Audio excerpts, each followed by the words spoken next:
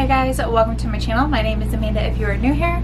If you're not new, welcome back. Thank you guys so much for clicking on this video. So I decided to do this little sit down video and I wanted to kind of talk about WW, how I got started, things I wish I would have known, and just tips for anyone who is new on WW. So let's just jump right into this video. So firstly, I want to just say how I found WW. I get that question quite a bit, and I knew of WW like forever. I just never considered it because I didn't want to pay for the monthly fee. And then at a point, I was just like trying every diet out there, and I just came from a raw diet. I was like trying this crazy raw diet and I couldn't keep up with it, of course. Even though I was losing weight, I could not keep up with it. It wasn't sustainable for me at all.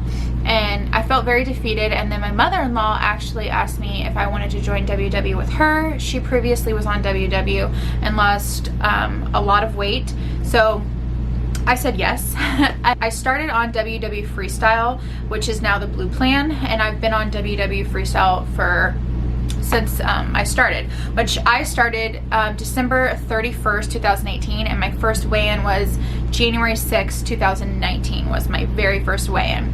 So there now is 3 plans. You have a blue, a green, and a purple. So the blue is what I'm on, and that's chicken is 0, eggs are 0, non-fat Greek yogurt is 0, veggies and fruit are 0, and then there's a green plan, which I don't know much about.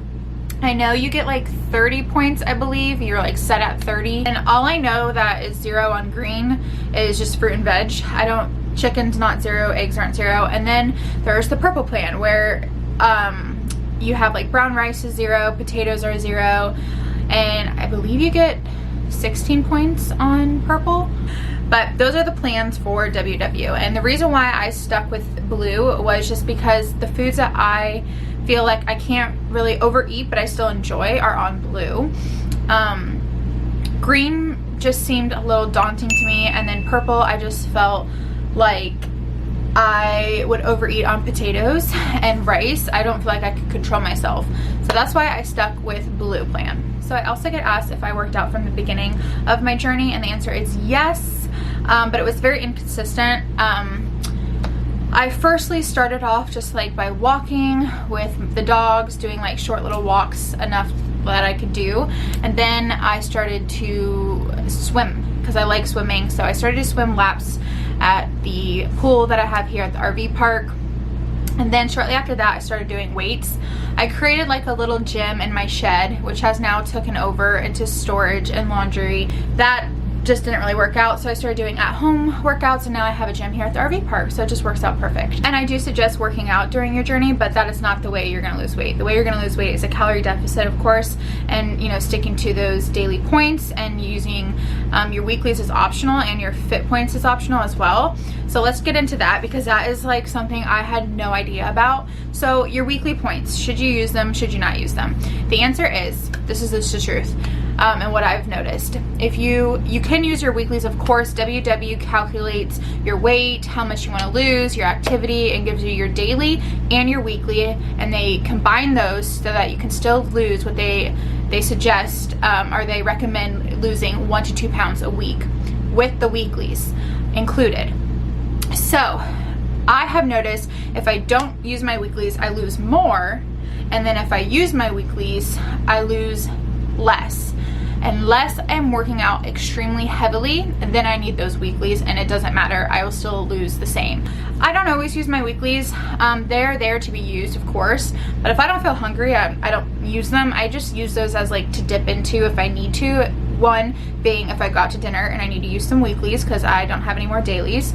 2, if I'm planning like a big thing and I know I want to kind of just like eat all the good stuff and use a lot of my points, then I'll use my weeklies. And then 2 for emergencies, or 3 for emergencies, and then 4 if I am just like really hungry, usually on my period, or if I've worked out really heavily, I will need more food and I want more food. My body is like, feed me more, so I will dip into my weeklies.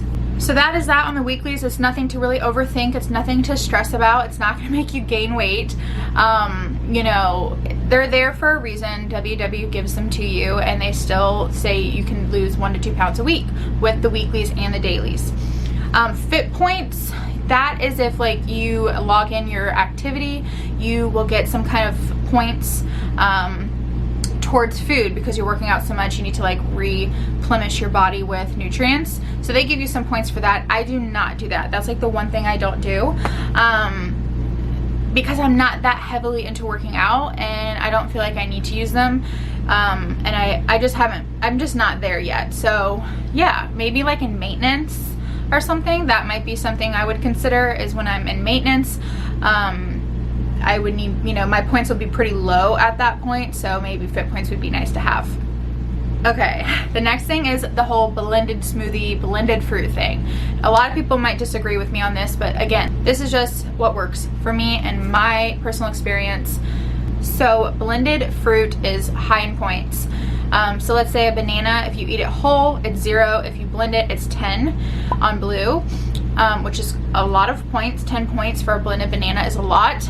But the reasoning that WW gives is because you're not chewing it, your body's not working that much. It's easy to overeat a smoothie. You might want 4 bananas in there, compared to if you're eating a banana whole, you might not want 4 bananas. But if you blend it, you might overdo it.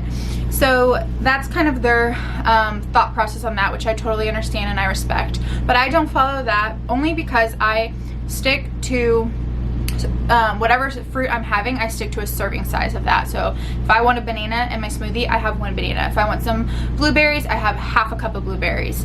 If I have like mango or pineapple, I usually do even less than half a cup. And then I put in like 1/3 cup of milk or 1/2 cup oat milk. So yeah, I stay within a good amount of serving size. I don't overdo it. I don't overeat it.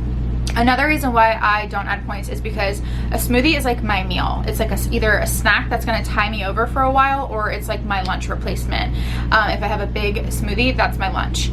So it keeps me full. Now, not everyone. Some people are like, ain't no smoothie going to keep me full. I can eat that and 30 minutes later I'm hungry again. If that's how you feel after you eat a smoothie, then yes, I would probably recommend adding points to it, because if you're gonna, one, be not satisfied and you're gonna be hungry 30 minutes later and eat something else, then might as well just add points for it. It keeps me full at least 2 to 3 hours, which it just does. I think too, because I drink it so fast and it's like liquid, it fills me up and I stay pretty satisfied for a good 2 hours. So that's kind of like my thought process on it. So no, I don't add points to blended smoothies. It doesn't mean you shouldn't. You should definitely listen to your body and see how you react to it. Okay, so the next thing is the recipe builder, which I use probably the most. Besides like entering in my food, I use the recipe builder so much because I create so many recipes, and I wanted to kind of go over how to use it. So you have a recipe builder, meaning if you find a recipe that you want to create, and you do at home, so what you're gonna do is go into that recipe builder. Let's say you're making a crock pot chicken chili.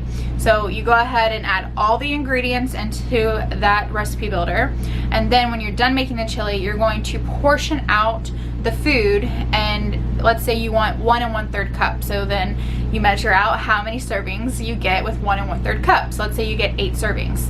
So then you're going to enter in the 8 servings, and then out comes a magical point. Depending on what program you're on, it's going to be it might differ from plan to plan, but it's going to give you a point. So let's say it's 2 points for 1 1/3 cup. So then you can track that, you can save it, you can favorite it, all that good stuff. So that's how you use the recipe builder. That's how I find my smart points for any recipe that I create. If I alter a recipe that I found and I add, you know, less or more, then I have to recreate the whole recipe because it's going to be different. So yeah, that's how you work the recipe builder. It's awesome, it's amazing, and it's really easy to use. Okay, so why WW and why not calorie counting? For me, I have done calorie counting before. I've used like the Fitness Pal. I've hired health coach, fitness coaches. I've done the macro thing. I've done a lot of that. It wasn't something I could stick with. And I feel like I became very obsessive over it and then burnt out. With WW, it's more relaxed. I guess in a way it's a little bit more fun. They do like everything for you, and I don't have to like be confused about calories and macros and things like that. And you have this huge forum and connect. you have all these groups of people who are all on the same program as you, and there's just so much support there, you guys. I mean, there's thousands and thousands of people on Connect, and that's kind of like what I needed, was support and connection, and WW offers that. So that's kind of why it works for me and why I like WW and the point system. And I feel like too, it's just proven, like there's so many success stories that I see.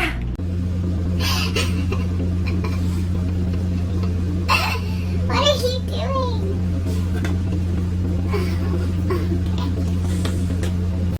Can I finish? Can I finish?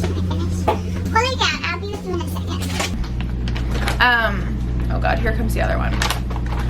So yeah, WW has just worked for me. If calories work for you, then that's great, but it just wasn't something that felt right for me. So that's why I went with WW. And now I wanted to talk about that. Is there's an online version and a studio version. I'm on the online version where I just get the Connect app and I can talk in there. I don't go to any meetings. So in the studio, you will be able to weigh in, and then you have like a group topic and you all talk about that, and you have like a coach, I think, or a mentor of some sort. And yeah, I definitely think if you need more structure and motivation, that is a great way to go. So the reason why, because I've been asked this quite a bit actually, so why I chose the online version was just convenience, really. I'm very like timid person, and I'm a big introvert. Like, I'm an outgoing introvert, but I know if I did end up going to the meetings, I'm sure I would have a good time, and I'm sure I would open up and be outgoing and things would be fine. Like, let's say I had a really big gain and I felt very disconnected and I wasn't getting motivation online in the Connect group, and I knew I needed help, then of course I would switch over to the studio version. I'm not there yet. I haven't experienced that really to the max. You know, I go through stages, but nothing to that extreme. So that is why I don't do it. But again, I feel like that just depends on the person and what they prefer. So that is it, you guys, for this video. I just kind of wanted to pop on and talk a little bit about WW if you have just started. Sorry, you guys can hear the dogs in the background wrestling. Perfect time to end this video. I hope you guys enjoyed, and if you do have any questions at all, leave them down in the comments. I hope you guys enjoyed and found this somewhat helpful. Make sure to give it a thumbs up, subscribe if you're not, and I will see you guys in my next video. Bye, guys.